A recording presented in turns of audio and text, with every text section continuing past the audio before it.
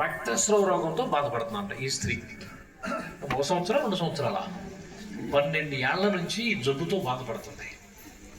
ఈ జబ్బు వల్ల ఆమంట ఎంతో మంది వైద్యులు సంపాదించేవాళ్ళ. ఈ హాస్పిటల్ తగ్గకపోతే మరొక హాస్పిటల్కి, హాస్పిటల్ తగ్గకపోతే మరొక హాస్పిటల్కి, ఈ హాస్పిటల్కి అన్ని తిరగతాకి ఎంత డబ్బు కావాలి? అది ఏమంట తనకున్నదంతా పొలం అంతా అమ్మేసుకుందంట, ఇల్లు అమ్ముకుందంట. చివరికి తనకి మిగిలింది ఏంటంటే విచారం మిగిలిందంట. ఆ స్త్రీకి ఏం మిగిలింది? విచారం. ఇంకా నా రోగం తగ్గుద్దా, ఇంకా నేను బ్రతుకుతానా అనే విచారం ఆమె మిగిలిపోయింది. ఎందుకు మిగిలిపోయింది?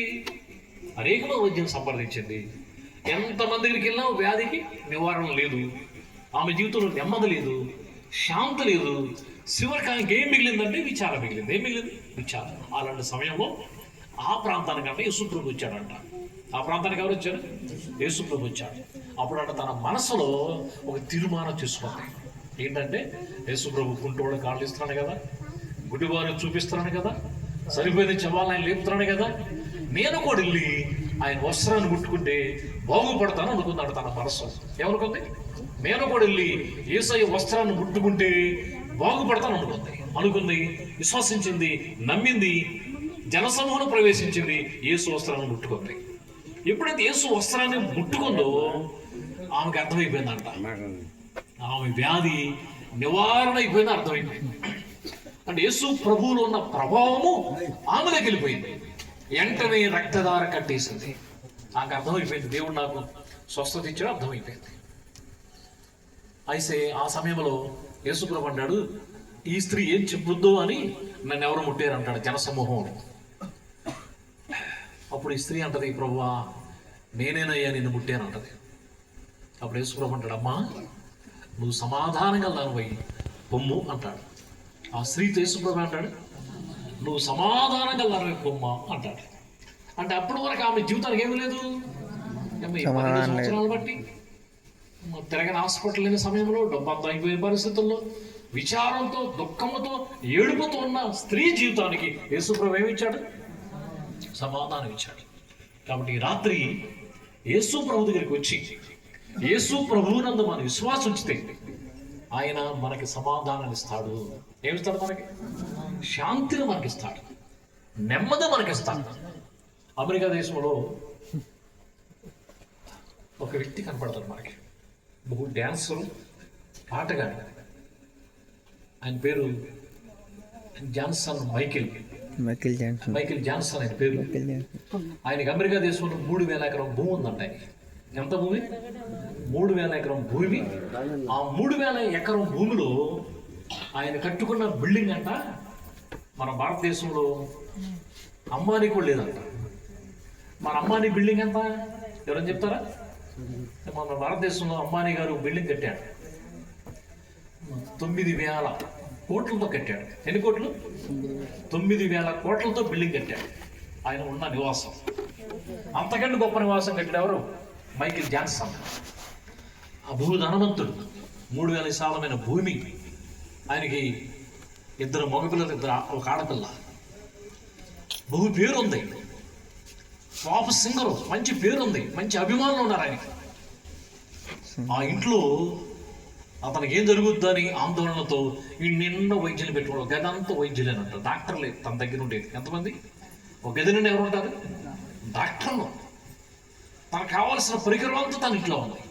కానీ ఒకరోజు విలేకరులు వెళ్ళి ఆ మైకేల్ జాన్సన్ అడిగారంట, అయ్యా నీ ప్రపంచంలో మంచి పేరుంది, మంచి అభిమానులు నీకున్నారు, బహు ధనం ఉంది, బిడ్డలు ఉన్నారు, నువ్వు లోకానికి ఇచ్చే వార్త ఏంటో చెప్పమని విలేకరులు అడిగితే అతను ఏం చెప్పాడు తెలుసా? అయ్యా నాకు అన్నీ ఉన్నాయి, శాంతి లేదు. అన్నీ ఉన్నాయి, ఏం లేదు, శాంతి లేదు. ఈ శాంతి ఎవరిస్తారు మనకి? శాంతి ప్రభు ఇస్తాడు మనకి. ఎవరిస్తారు? శాంతి ప్రభు ఇస్తాడు. అందుకే ప్రభు చెప్తాడు, నా శాంతిని నేను మీకు అనుగ్రహిస్తున్నా, నా శాంతిని మీకు అనుగ్రహిస్తున్నా. ఇది లోకం ఇచ్చినట్లు కాదు, నేనే మీకు శాంతినిస్తున్నా అన్నాడు ప్రభు వారు. నేనే మీకు శాంతినిస్తున్నా. కాబట్టి రాత్రి దేవుని వాక్యం నుంచి ఒక మాట మీకు జ్ఞాపం చేస్తాను. ఒకసారి చూడండి, వాక్యం ఒక మాట మీకు జ్ఞాపం చేస్తాను. ఏబు గ్రంథం 22 అధ్యాయం 21 వచ్చిన మాట చూద్దాం. ఏబు గ్రంథం 22 అధ్యాయం. ఆయనతో సహవాసము చేసిన ఎడల మీకు సమాధానం కలుగును. అలాగున ఏం కలుగుతుంది? మేలు కలుగుతుంది. కొంచెం మనసు పెడతాం. ఇక్కడ దేవునితో మనమంట సహవాసం చేయాలి. ఎవరితోనంట? దేవునితో సహవాసం చేయాలి. ఎందుకంటే దేవుడు మనతో ఉండే దేవుడే, మన మధ్య ఉండే దేవుడు. కాబట్టి ఆయనతో మనం సహవాసం చేస్తేనంట మనకి సమాధానం దొరుకుద్దంట. ఏం దొరుకుద్ది? సమాధానం దొరుకుద్ది. అట్లాగే ఏం దొరుకుద్ది? మేలు దొరుకుద్ది. ఏం దొరుకుద్ది? మేలు దొరుకుద్ది, సమాధానం దొరుకుద్ది. ఎప్పుడు దొరుకుద్ది? దేవునితో సహవాసం చేయాలి. చాలామంది అసలు దేవుడు ఎవరో తెలియక, దేవునితో సహవాసం చేయలేక సమాధాన మనుషులు కోల్పోతున్నారు, మేలును కోల్పోతున్నారు, ఆశీర్వాదాలు కోల్పోతున్నారు. మద్రాసు పట్టణంలో అంట ఒక డాక్టర్ గారి దగ్గరికి ఒక మానసికమైన రోగి వెళ్ళాడంట. ఎక్కడికి? డాక్టర్ గారి దగ్గరికి. ఏ రోగి వెళ్ళాడు? మానసిక సమైన రోగి వెళ్ళాడంట డాక్టర్ దగ్గరికి. డాక్టర్ గారు నాకు మనశ్శాంతి లేదయ్యా, నెమ్మది లేదయ్యా, నిద్ర పట్టలేదయ్యా అని డాక్టర్ గారు చెప్తే, డాక్టర్ గారు అంట ఆయనకి అన్ని పరీక్షలు చేశాడంట. అన్ని పరీక్షలు చేసి ఏం చెప్పాడు తెలుసా? నాకే జబ్బు కనపట్టలేదని డాక్టర్ గారు. ఏమన్నాడు? నాకే జబ్బు కనపట్టలేదయ్యా. నువ్వు అట్లా అంటావు డాక్టర్ గారు, నాకైతే నెమ్మది లేదు అంటాడంట. ఏమన్నాడు? నాకైతే నెమ్మది లేదు. అప్పుడు డాక్టర్ గారు అన్నాడు అన్నీ, ఇదిగో ఈ మద్రాసు పట్టణంలోనే పలానా సాట బబ్బులని ఒకడు ఉన్నాడు, నువ్వు వాడి దగ్గరికి వెళ్ళు, వాడిని నవ్విస్తాడు, బాగా నీకు సమాధానం కలగజేస్తాడు, వాడి దగ్గరికి వెళ్ళి అన్నాడంట. డాక్టర్ గారు ఈ మాట చెప్పగానే గావురు వేసాడంట. ఎవరు? ఈ మానసికమైన వైద్యుడు గావురు వేసాడంట. డాక్టర్ గారు అన్నాడు, ఎందుకైనా వెడుతున్నాడంట. అయ్యా, అందరూ నవ్విచ్చే బొబ్బు నేననయ్యా, అందరూ నవ్విచ్చాక నాకేం లేదు, నాకు నవ్వు లేదు, నాకు సమాధానం